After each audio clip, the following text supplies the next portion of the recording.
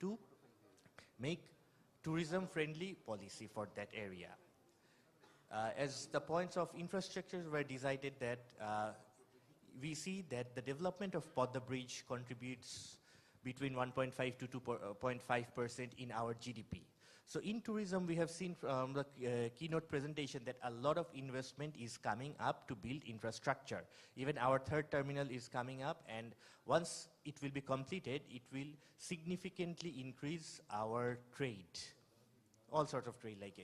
So once we have everything in place, our infrastructure is developed, so we see that there is a prospect for private sector to enhance investment, but provided that we have tourism-friendly policies. Because in tourism, we need to invest in properties and invest in human resources. One is, of course, we need skilled manpower to run all the sectors smoothly. So just to promote skill development, so we need to identify those skill development policy and emphasize on tourism skill development. And we need to introduce those trainings and courses for young generations so that they become interested, because there are a lot of opportunities in job opportunities for in tourism sector. And second point is for the infrastructure and development, like if you want to build up a hotel or other facilities, it requires a huge investment. And huge investment always demands protection of their investment. So it would be ideal if we can introduce tax holidays for the investment in tourism, especially in the infrastructure and properties. So if we get a 15 years tax holiday, those friendly policies, then I think it would be not difficult to attract investors both locally and internationally, provided that because we are investing, the government is investing a huge amount on infrastructure. So once those will be ready, so I think it will not be difficult to attract investors, provided that we have investors-friendly policy. So thank you very much. Thank you very much for your nice briefings. And I would now like to request Ms. Afsia Saleh, Vice President, ATAB, MD Simon Overseas. Could you please tell us what role can an airline play through providing superior service? Okay. So please tell us about what role can an airline play through providing superior service and high quality flights in turning Bangladesh as a preferred transit choice. You know, the connectivity is very much important, and for flourishing tourism, the air connectivity is very much important. Thank you.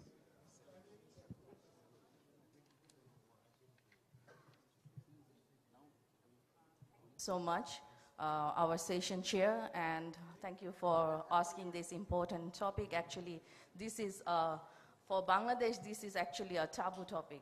So for any passenger traveling to Bangladesh, the first point of contact and experience is actually airlines. So airlines are actually having a vital role in connecting Bangladesh to the other world. The experience generally has been that the in-flight service and the aircraft has used from other destinations to the airlines hub countries are much superior than that one used from the hub to Dhaka. From our part, if we see, most of us, actually we are frequently traveler, I guess, over here. So we can observe that, you know, in flight, many airlines like European carrier, Middle Eastern carrier, they are conducting flights from Dhaka to Doha or Dhaka to Dubai. You can see the aircraft structure, the in-flight services, the crew services are different than the Dubai or Doha to onward flights to Europe, UK and USA part. So the services are quite different. And this is very common comment that is made by most of the travelers coming from, say, USA, UK and Europe. The reason for that could be, you know, the airlines determine the service by the profile of the passengers they carry. And fact is, the bulk of the passengers from Bangladesh are workers and labor force who are going from Bangladesh to Middle Eastern countries and some European destination nowadays. However, we are actually missing out on the tourist population, and that includes NRBs, business travelers, corporate travelers coming from US and Europe. Our tourism industry, actually infrastructure, has now in exponential growth, and thanks to the government authorities for enabling environment to boost tourism in Bangladesh. As far as the airlines flight services are concerned, there is a lot of discrimination in the quality of services. And in determining actually what destination passenger would prefer to have a transit in Bangladesh, there are different insights are there why people will choose Bangladesh as a transiting country. Because if we see Singapore as a hub country, we can see the Singapore Changi Airport itself is an amusement like a park in the Singapore city. So while transiting Singapore, travelers can avail a long transit time, if it is 6 hours, 10 hours. There are lots of activities. They have built up a park. There are relaxation part, like entertainment, amusements are there. So people would like to stay for a longer transit, and a good and quality, like a 5-star kind of a transit hotels availabilities are also there. So these different kind of attraction of the destination while people choose a transit, so this has to be ensured from our end.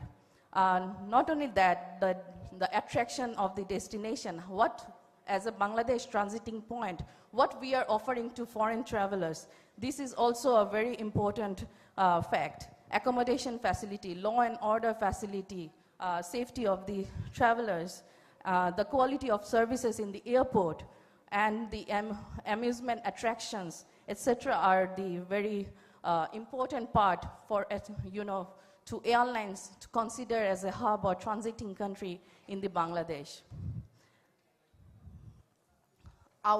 If we see our neighboring country, India, Delhi and Mumbai, we can observe that many people are choosing transiting point over there because they are having a transit facilities, good transit facilities from airlines part. Airlines are offering, and they have that capacity actually in the other countries that they can offer a free lounge, maybe a day trip. They can cooperate with the tour guide or traveler to offer a day trip for the passengers who are transiting through their countries. A research paper by Research and Market on global airline and tourism growth opportunities highlights that among top 10 tourist destinations in Europe were found to have undertaken plans of recovery after the COVID. These destinations had a robust aviation network which connects them to nearby countries. So if we do and plan that how we can connect our neighboring countries like Nepal, Bhutan, Sri Lanka, India to our countries, cross-border tourism, or through an interline agreement, their airlines can also have a facility to our airport through with our Biman Bangladesh Airlines. Interline agreement is there. Then they can have a smooth check-in facility, baggage transfer facility. All these things we can also think like that. For us, actually, like our other neighboring countries, India, Nepal, Sri Lanka, and Bhutan, we can target, and we can get the support from these countries' officials also. The study also found that airlines can provide a greatest deal of information for choosing a destination. So if we think about an airline's part of view, they can have a good contribution on how, from Dubai to Dhaka, how they can attract the tourists. They can also work on that with us. From my experience, what I feel is that the growth potential of Bangladesh in tourism can be divided into two terms and two time frame actually. Afsiya, please, could you make it shorter, please? Yes. Short term as a destination from across nearby borders like India, Bhutan, and Nepal, and regional airlines can play a good role in this. Long term as a standalone destination where international airline can play a good role. Finally, as Terminal 3 is opening up, so we expect more airlines to operate in Bangladesh, having transit in Bangladesh and connecting to the different world. And from that, we need to actually place a mutual vice versa benefited thing from airlines and Bangladesh also. And for thus, the Civil Aviation Authority, the airports has to be well equipped to make Bangladesh as a transiting point and considered as a hub country. Thank you so much. Thank you very much. Now I would like to request His Excellency, the Ambassador of Nepal in Bangladesh, His Excellency Ganesham Bandari, yeah, from here. You could see, okay. Okay. Could you, Excellency, tell us what are some initiatives Nepal is taking to attract tourists and improve hospitality? And especially, what are some lessons and what do you think to improve tourism? Thank you. Thank you. Thank you, esteemed Secretary, Honorable Minister, State Minister for Civil Aviation and Tourism, Honorable Minister of Industry, Commerce and Employment of Bhutan, esteemed Secretary of Civil Aviation and Tourism, fellow panelists, excellencies, business leaders from Bangladesh and abroad, friends from media, and ladies and gentlemen. I've been given specific questions, and to speak on specific questions with a written statement is difficult, so I thought I'd speak from my heart, but it becomes difficult when you listen to such young and vibrant entrepreneurs and professors, that also in front of two honorable ministers, the politicians. It becomes difficult for a diplomat like me, because diplomats' speeches are most of the time very dull, boring, and repetitive. But I hope you'll indulge with me for some time. Thank you, first of all, for this opportunity. I really appreciate this opportunity to speak in this Bangladesh Business Summit, which is an occasion to showcase Bangladesh's business opportunities to the business community here in Bangladesh and also in the region and beyond. And it will be an occasion, I'm sure, to explore opportunities to further expand relationship and private sector cooperation in our countries. Talking about tourism, COVID-19 pandemic, we all agree, was a big blow. Strict measures and lockdown. With the strict measures and lockdown, people had to moderate their expectations, restrict themselves within the closed doors, and they had to exercise caution. Now that the pandemic has subsided a little bit, at least in our region, in our countries, the importance of human touch and human interactions and travel and movement has become more important. And that's where we talk about the revival of tourism. Nepal, as it was also figured in the speeches, in the remarks of previous speakers, is one of the countries with tourism, high tourism potentials like Bangladesh. Majestic mountains in the north, hills and rivers in the middle, and plains and jungles in the Tarai, in the plains, are the major attractions. Large lakes, green valleys, waterfalls, national parks, cultural and archaeological sites, and the list goes on. I'm not here to promote what Nepal has, but I'll be basically talking about, since the first question is about what we are doing to promote tourism and to revive it back home, I'll just speak about that and then move on to Nepal-Bangladesh tourism linkages. The most important attraction of Nepal, just like in Bangladesh, is the people with the widest smile. We always say we have the most hospitable people, friendly people, and that's the greatest attraction beside the archaeological, cultural, and the natural beauty that we promote. According to various surveys in recent years, including by the Lonely Planet, Kathmandu, the capital city of Nepal, is among the top 5 tourist destinations of the world, top 5 tourist cities of the world. Nepal is among top 10 as a country by the Lonely Planet, and various other surveys and researches have shown that due to the UNESCO heritage sites and all those strengths that I just outlined, Nepal is one of the most favored destinations. And it feels so very happy as a Nepal ambassador in such a friendly country. Whomever you meet, whoever you talk to, They either say they've been to Nepal or they're planning to visit Nepal as a tourist. And it is not least because of the focus that the government of Nepal has put on tourism sector.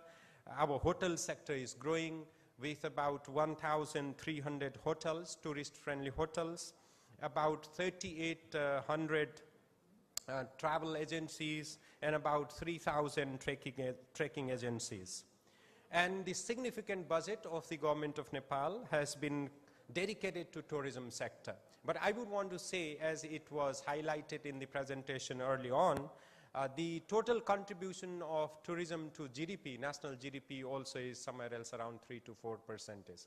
That's very much low. That's very much, dismal, if I want to be blunt, compared to the potential that we have. That's where we are focusing on building and strengthening this tourism sector. We are trying with a particular focus on increasing the daily spending by the tourist. It's around $50 a day, and our target by next 2-3 years is to make it at least to $90 to $100 US.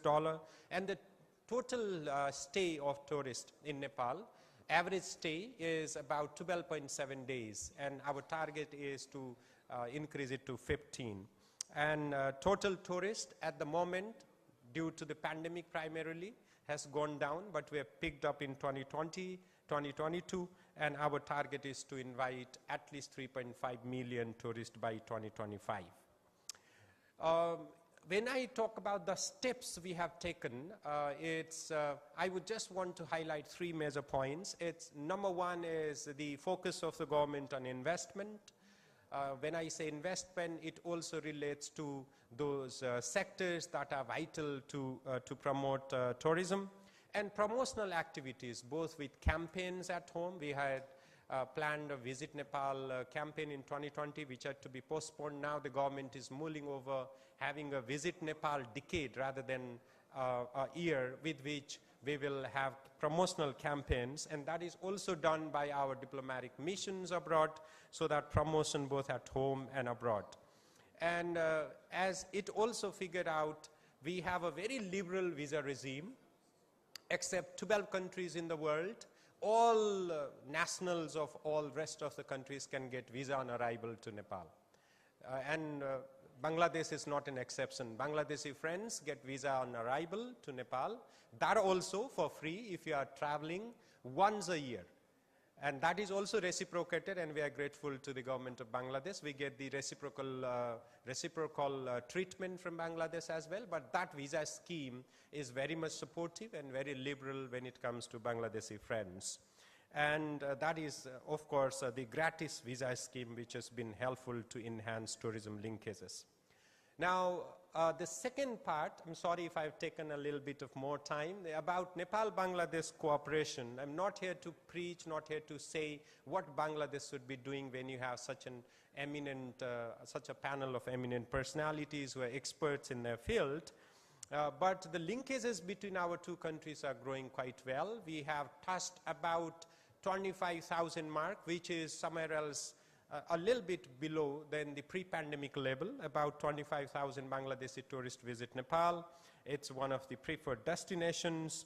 And there are a lot of possibilities, a lot of potentials that our two governments and private sectors can work and do together. And I think it is very much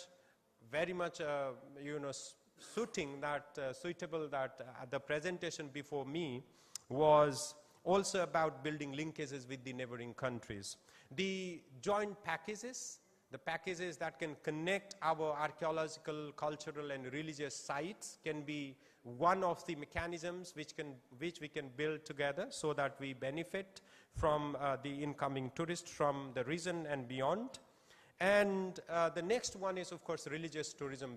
Given the historic and civilizational linkages that our countries enjoy, we can have this tourism circuits, as we say in BIMSTEC and SAARC.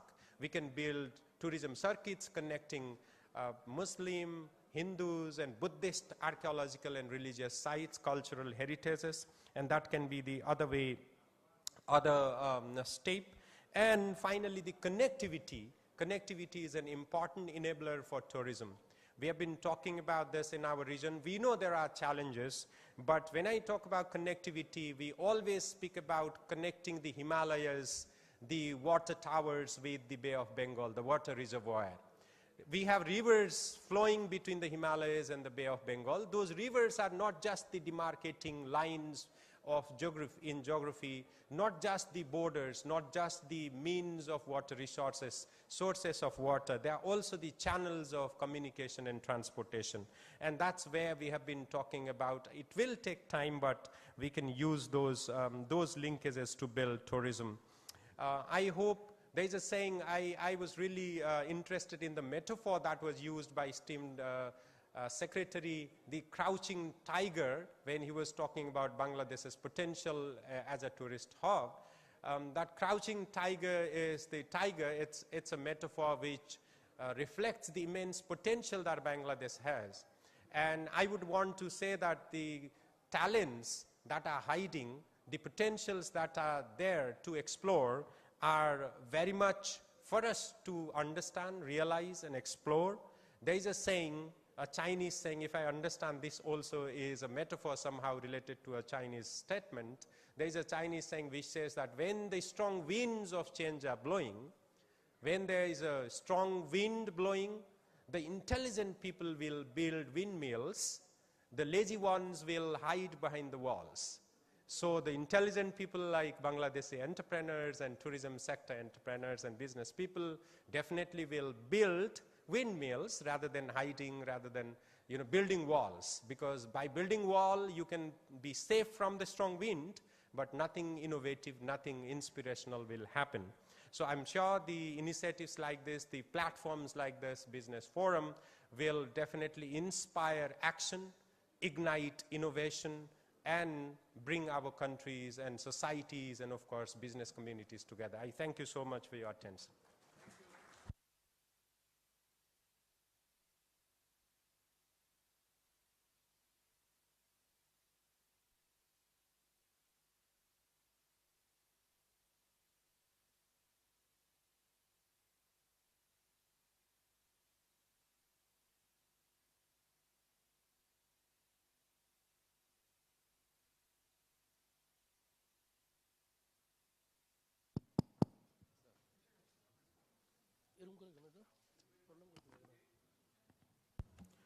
Thank you very much, Excellency, for your nice and very important speech. And how could we flourish our tourism sector with experience from Nepal? Thank you. Now, we are actually running shortage of time. We have very rich audience in front of us. I'm sorry that I cannot take the comments from the audience. Now, I would like to request our guest of honor today, His Excellency Mr. Karma Dorji, Honorable Minister, Ministry of Industry, Commerce and Employment, Royal Government of Bhutan, to deliver his speech. Thank you.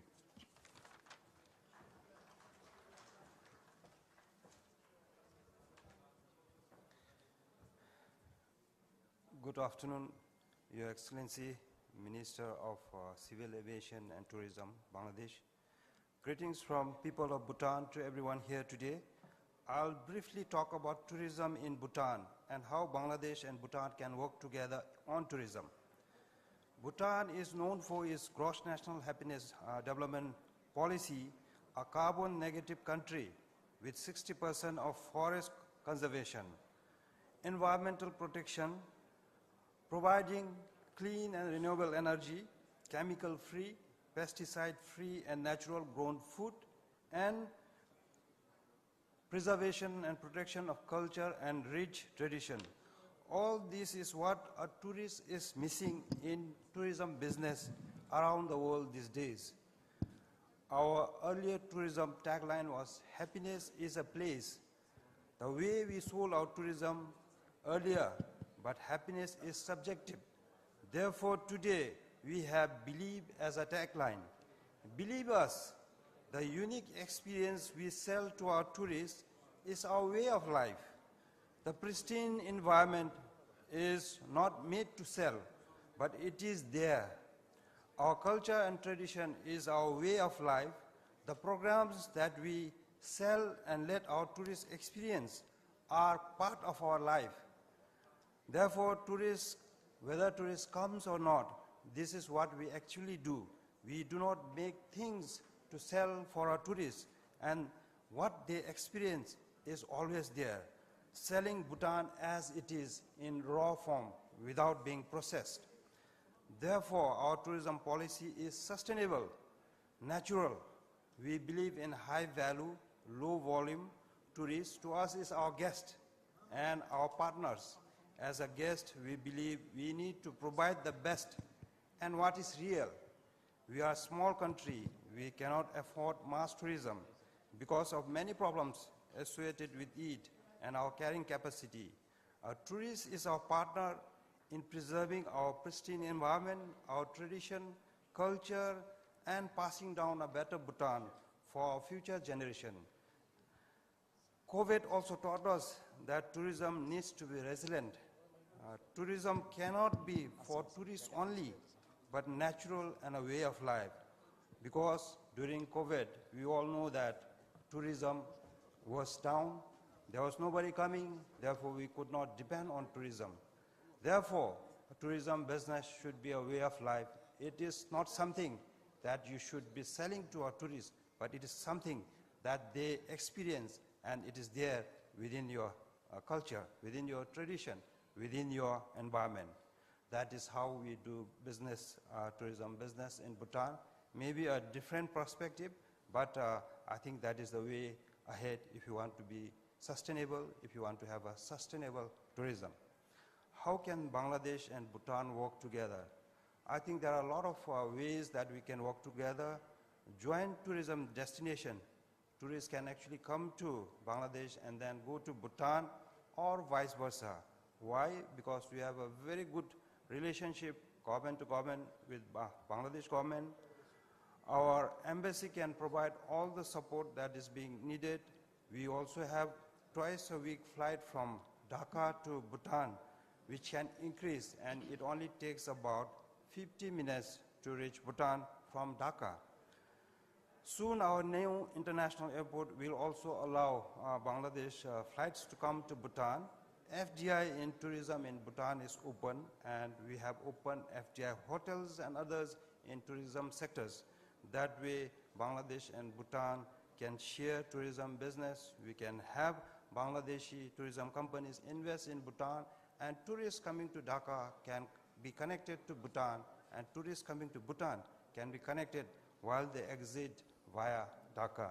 So this is how we can work together to explore and promote tourism business between Bangladesh and Bhutan. Finally, I would not like to take long. Finally, what I would like to say here is, any business has to be sustainable, not just tourism business. I think all business needs to be sustainable. It has to benefit our future generation and not a one-time exploitation of one generation only. Benefits that will be passed down. Many countries in reaping one-time benefit from tourism had adverse long-term negative impacts, which I would like to caution the people, the good people of Bangladesh here today. Once again, we, the people of Bhutan, stand together with Bangladesh to achieve a $1 trillion economy for a peaceful and prosperous Bangladesh. Thank you. Thank you very much, Your Excellency, Mr. Karma Dorji, Honorable Minister, Ministry of Industry, Commerce and Employment, Royal Government of Bhutan, for your excellent speech. Although we are running shortage of time, I would request, we have very rich audience here. Very few questions or comments, whatever you like. Please raise your hands and give a small introduction of yourself and ask the questions or any comments if you have. I can see in front of mine 1, 2, and I can take 3. 1, 2, and 3. Okay, please.